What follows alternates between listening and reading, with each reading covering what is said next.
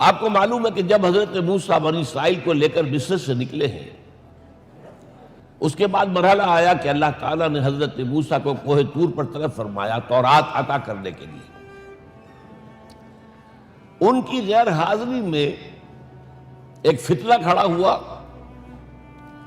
اور کچھ لوگوں نے ایک بچڑا بنا کر اس کی پرستش شروع کر دی بنی اسرائیل میں سے، سامری کا بنایا ہوا بچڑا۔ جب حضرت موسیٰ واپس آئے انہوں نے یہ دیکھا تو بہت غضبناک ہوئے، اور پھر اللہ تعالیٰ کے حکم سے فیصلہ ہوا کہ 12 قبیلوں میں سے جن لوگوں نے بھی یہ شرک کیا ہے ان کو انہی قبیلوں کے لوگ خود قتل کریں۔ کئی ہزار اسرائیلی قتل ہوئے۔ یہ بہت بڑا یوں سمجھئے کہ پرج ہوا ہے اس قوم کے اندر۔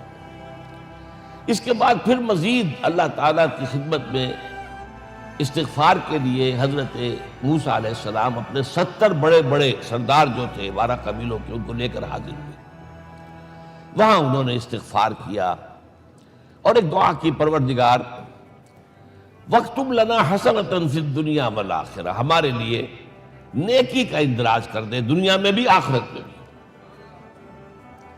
جواب ملا اللہ تعالیٰ کی طرف سے، دیکھو عذاب تو میں جس کو چاہوں گا دوں گا، اور ویسے میری رحمت ہر شے کے ساتھ موجود ہے، ہر شے کا وجود میری رحمت سے ہے، لیکن ایک میری خاص رحمت ہے جو میں لکھ رکھوں گا ان لوگوں کے لیے جو میرے نبی امی آخری رسول ان پر ایمان لائیں گے صلی اللہ علیہ وسلم۔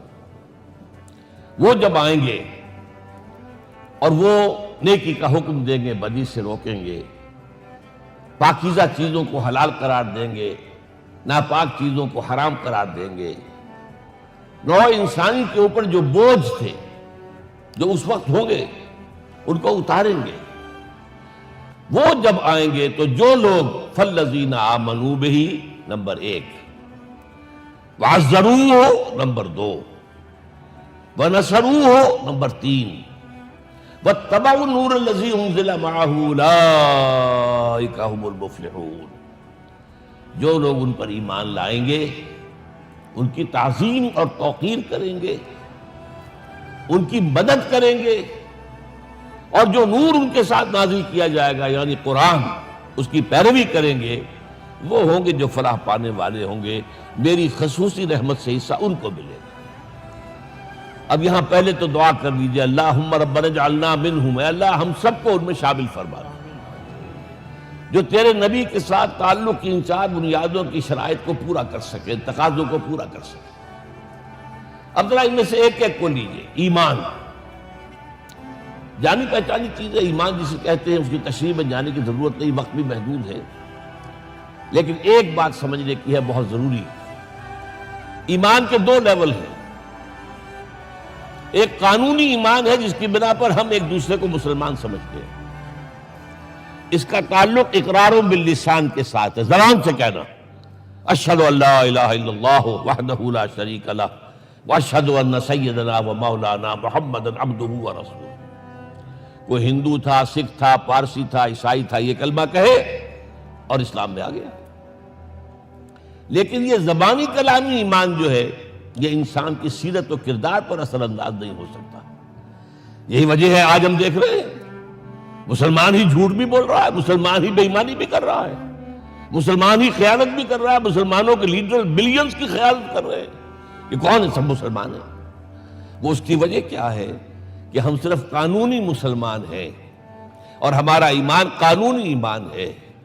اس کے لیے اسلام کا لفظ قرآن میں آیا ہے سورہ حجرات میں، قالت الاعراب آمنا قل لم تؤمنوا ولکن قولوا اسلمنا۔ اے نبی یہ بدو کہہ رہے ہیں ہم ایمان لے آئے، ان سے فرما دیجئے تم ہرگز ایمان نہیں لائے ہو، یوں کہو کہ ہم مسلمان ہو گئے ہیں۔ ولما يدخل الایمان فی قلوبکم، ابھی تک ایمان تمہارے دلوں میں داخل نہیں۔ بہرحال اللہ کا شکر ہے اس نے ہمیں مسلمانوں میں پیدا کر دیا، ورنہ ہم میں سے کتنے ہوتے اگر کہیں اور پیدا ہو گئے ہوتے تو نعمت اسلام سے بھی ہم بہرہور ہو سکتے، کیا کہہ سکتے۔ اصل ایمان ہے جب وہ دل میں داخل ہو جائے، یقین بن جائے۔ اسی لیے بچپن میں یاد کیا ہوگا ایمان مجمل، آمنت باللہ کما ہوا باسمائہ وصفاتہ وقبلت جمیع احکامہ اقرار باللسان و تصدیق بالقلب. جب تصدیق بالقلب ہوگی تو اب اس کے تقاضے جو ہیں عملی پیدا ہوں گے. ان تقاضوں میں سے ایک میں 2 حدیثوں کے حوالے سے آپ کے سامنے رکھ رہا ہوں. پہلی حدیث حضرت عبداللہ بن عمرو بن العاص رضی اللہ تعالی عنہما سے مروی ہے. لا یؤمن احدکم حتی یکون ہواہ تبعا لما جئت بہ. دیکھو تم میں سے کوئی شخص مومن نہیں ہو سکتا جب تک کہ اس کی خواہش نفس تابع نہ ہو جائے اس شریعت کے، اس قانون کے، اس ہدایت کے جو میں لے کر آیا ہوں. اگر عملاً تابع نہیں ہوئے تو حقیقتاً مومن نہیں ہو. دل میں جھانکو. Do I really believe that Muhammad is the prophet of Allah? Do I really believe that Quran is the word of God? کبھی جھانکیے گا اندر، جواب ملے گا صحیح آپ کو. کیا کنوکشن ہے؟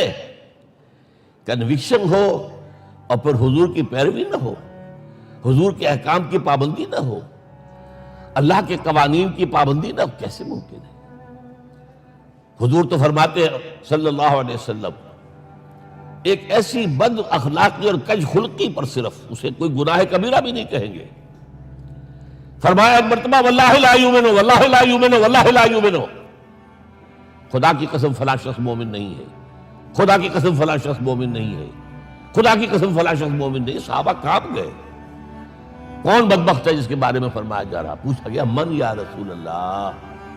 جواب سنیے اور اپنے غریب حالوں میں جھانکیے. وہ شخص الذی لا یامن جارہ بوائقہ، وہ شخص جس کی شرارتوں کی وجہ سے اس کا پڑوسی چین میں نہیں ہے، امن میں نہیں ہے، وہ مومن نہیں ہے. خدا کی قسم نہیں ہے، خدا کی قسم نہیں. کیسے علیحدہ کر لیں گے اس ایمان کو اعمال سے اور ایمان کو اخلاق سے؟ آگے چلیے. وہ جو حدیث حضرت ابو ہریرہ سے، اور یہ متفق علیہ ہے، صرف بخاری کی نہیں ہے، بخاری جمع مسلم. لا یؤمن احدکم حتی اکون احب الیہ من والدہ وولدہ والناس اجمعین.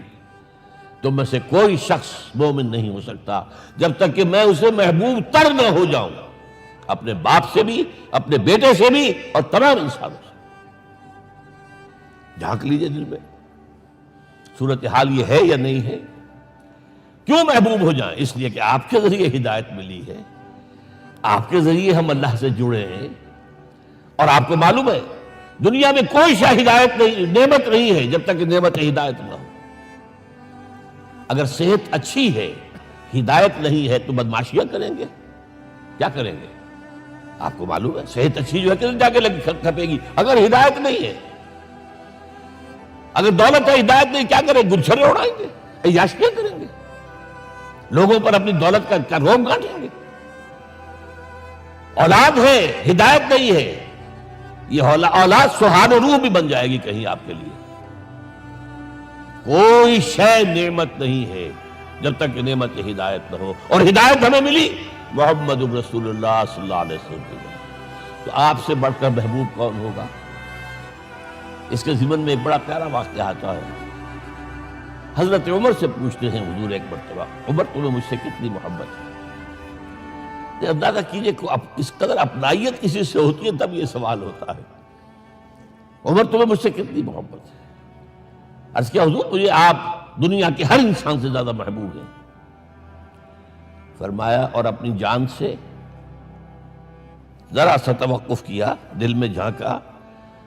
ہاں حضور اب میں یہ بھی کہتا ہوں کہ میری جان سے بھی زیادہ عزیز ہے مجھے. آپ نے فرمایا الان عمر اب پہنچے ہو جو مقام ہے، اب درکار ہے، جو مطلوب ہے. تو محبت اس درجے کی، اطاعت اس درجے کی اگر نہیں ہے تو ایمان نہیں ہے. ہاں قانونی ایمان ہے، اب مسلمان ہے، اللہ کا شکر ہے، بہت بڑا فضل ہے. اب اگلے بات پر آئیے. عزروہ، ان کی توقیر، ان کی تعظیم کرے. یہ تعظیم کس درجے میں؟ اب وقت بہت کم ہے، میں صرف آپ کو سورہ حجرات سے مثال دے رہا ہوں. فرمایا گیا یا ایھا الذین آمنوا لا ترفعوا اصواتکم فوق صوت النبی ولا تجہروا له بالقول کجہر بعضکم لبعض ان تحبط اعمالکم وانتم لا تشعرون۔ اے ایمان والو، کبھی اپنی آواز کو حضور کی آواز سے بلند تر نہ کر دینا۔ کبھی جس طرح بلند آواز سے ایک دوسرے سے بات کرتے ہو ایسے نہ کر بیٹھنا، مبادا تمہارے سارے اعمال حبط ہو جائیں اور تمہیں پتہ بھی نہ چلے۔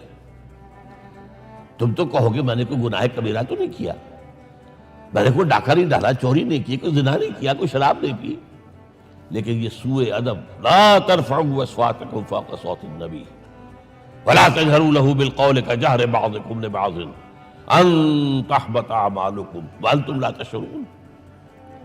یہاں ایک میں عملی بات بھی آپ کے سامنے رکھ دوں، صحابہ کے بارے میں تو بات سمجھ میں آ گئی کہ اپنی آوازیں پست رکھیں۔ ہم کیسے کریں؟ ہمارا ایک طرز عمل ہونا چاہیے۔ اگر کسی گفتگو میں کوئی شخص کہ حضور نے یہ فرمایا ہے،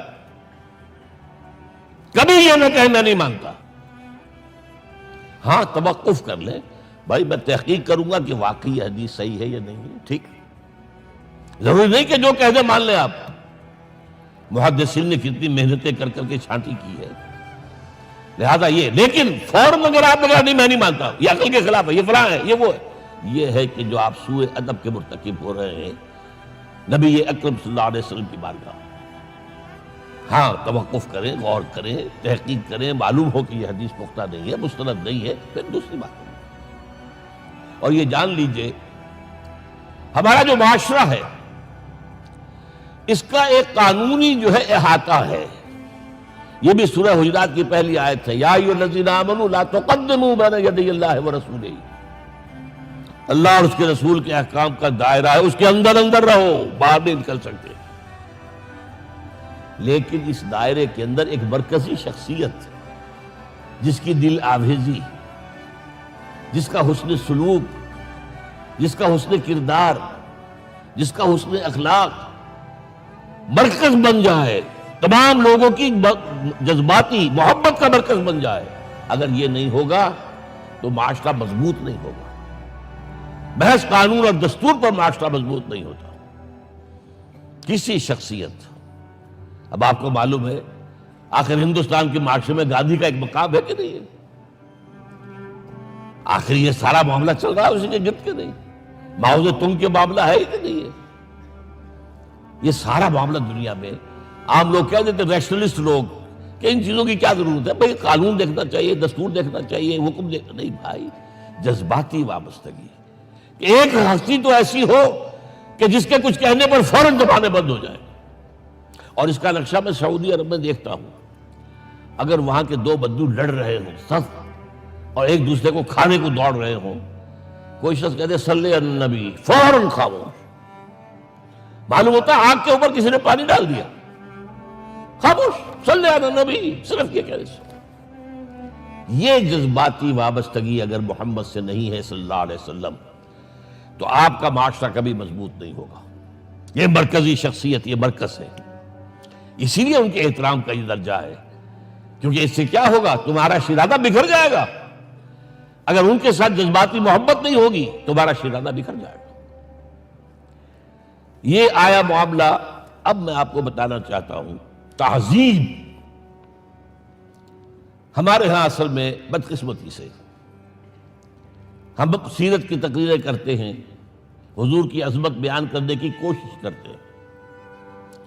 کچھ لوگ تو خیر حضور کی زلفیں ہیں، حضور کی آنکھیں ہیں، حضور کی کملی ہے، حضور کا سایہ نہیں تھا وغیرہ، یہ باتیں اپنی جگہ ہیں، ہر چیز ٹھیک ہے، لیکن یہ جان لیجئے حضور کی اصل عظمت ایک نبی اور رسول کی حیثیت سے ہے، اور وہ شے وہ ہے جہاں جبرائیل کے بھی پر جل رہے ہیں، اس کی حقیقت کون جانتا ہے؟ میں ایک مثال دے رہا ہوں آپ کو کہ حضور 100 میں مثال رکھا کرتے تھے۔ آج روزہ رکھا، شام کو افطار نہیں کیا، وہ رات کو چل رہا ہے روزہ، اگلے روز پھر وہ کنٹینیو کر رہا ہے شام تک، 2 دن کا 100 میں مثال، 3 دن کا بھی رکھتے تھے۔ صحابہ نے اجازت چاہی، حضور ہمیں بھی اجازت دے دیں، نہیں، آج کے حضور آپ تو رکھتے ہیں، ہمیں منع کرتے ہیں۔ اب سنیے، ایکم مثلی، تمہیں سے کون ہے مجھ جیسا؟